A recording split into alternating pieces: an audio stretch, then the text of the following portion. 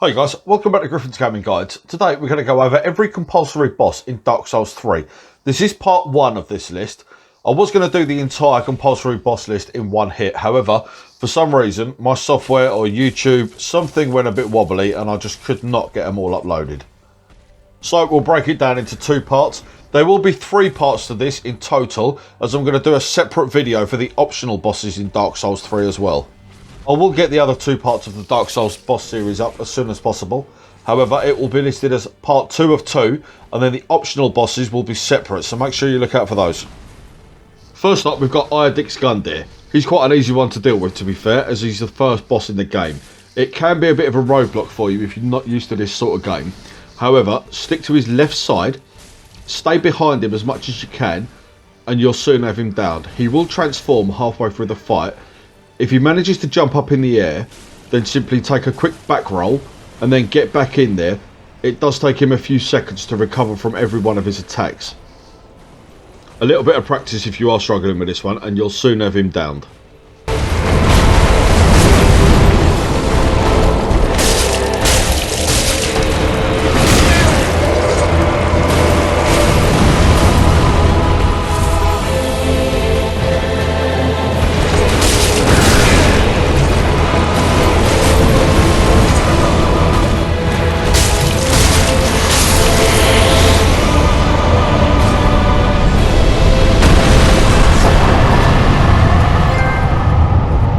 Next up, we've got Vort of the Boreal Valley.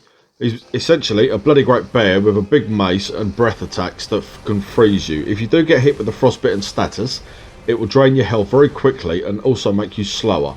Stick on his arse as much as you can. He will do a charge attack, whereby he goes a bit crazy going all over the arena. When he does this, simply roll towards him, and you should be able to just avoid the attack itself. If you roll away, he can still get you with it.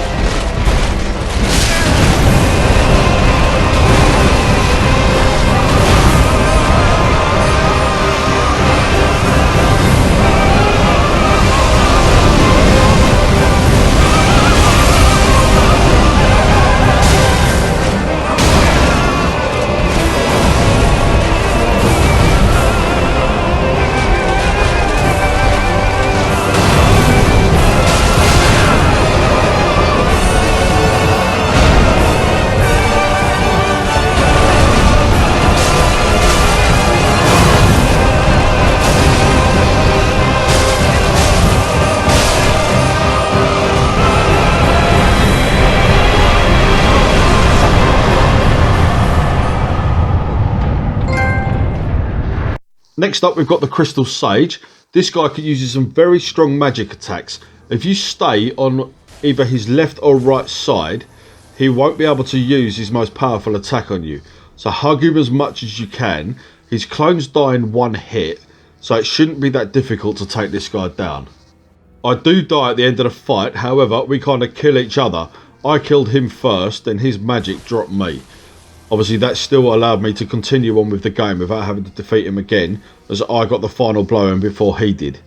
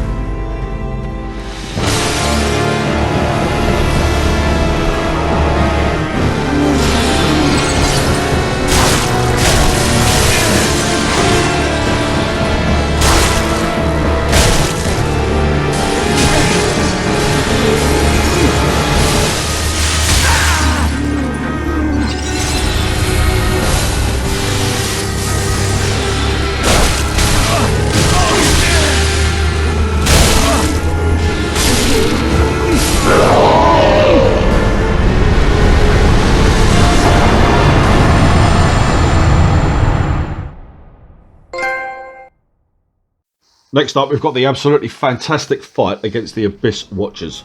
This one is kind of like a two-tier fight. The first part of the fight will see you against 2 or 3 kind of standard knights that are a bit more overpowered.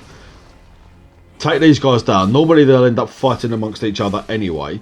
Get in there as quick as you can and get them taken down. As soon as you've done that, the second and the real part of the fight starts. This guy has incredibly powerful fire attacks and he's got some of the best range in the entire game.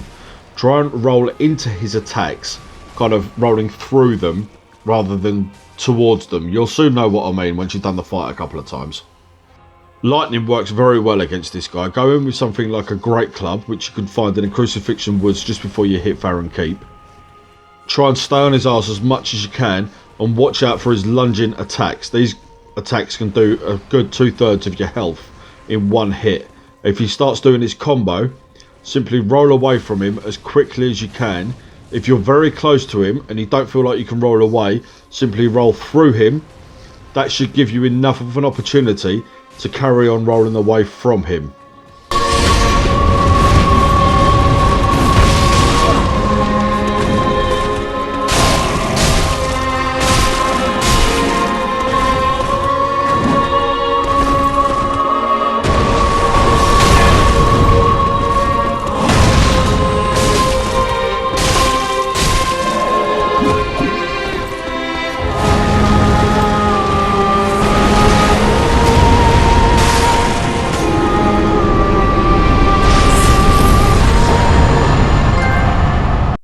Next up, we've got the Deacons of the Deep.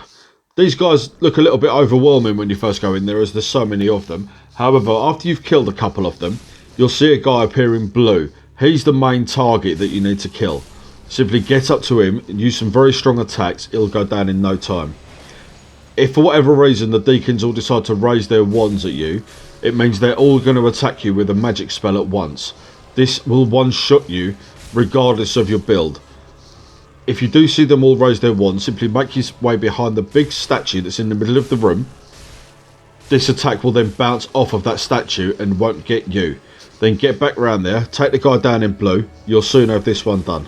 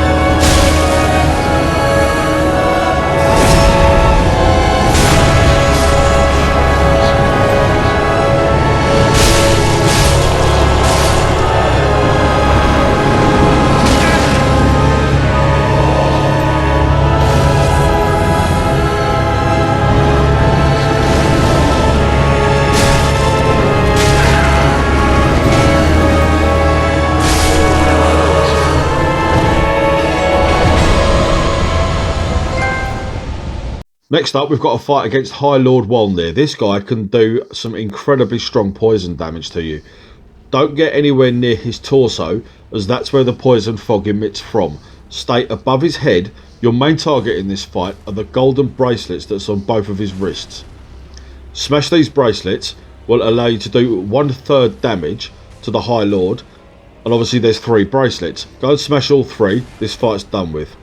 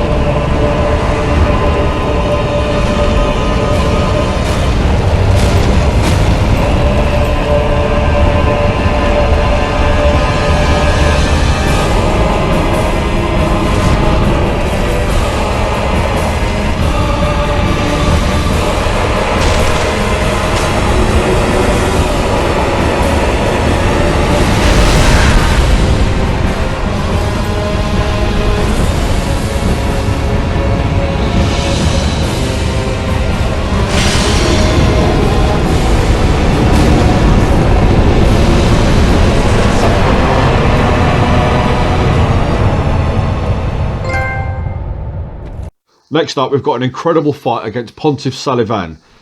This guy attacks you with fire, magic, and a clone when he's down to 50% health. You need to stay on his back and his left side as much as possible. If you've got any fire and magic defense armor, I suggest you equip it. This guy can close distance on you very, very quickly. Staying far back from him is the worst thing you can do. Hug his ass and take him down as quickly as you can. Use your most powerful items. Fire bombs work very well against him as well, as does dark magic. Drop him as soon as you can. You don't want to play with this guy too long.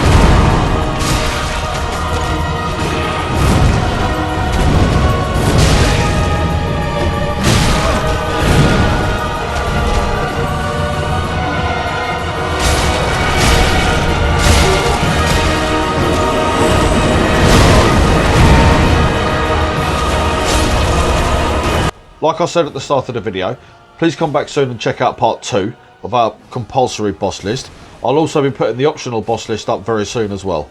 So guys, I'd just like to say thank you very much for watching. If you like what you see, please hit the like button. Let me know down in the comment section how you're getting on with the Dark Souls 3 bosses. I know there's still a lot of newcomers in Dark Souls 3, so I hope this guide has helped you out somewhat. Make sure you subscribe to the channel. After you subscribe, please hit the notification bell so you don't miss out on any of our future content. I'll see you on the next one. Take care.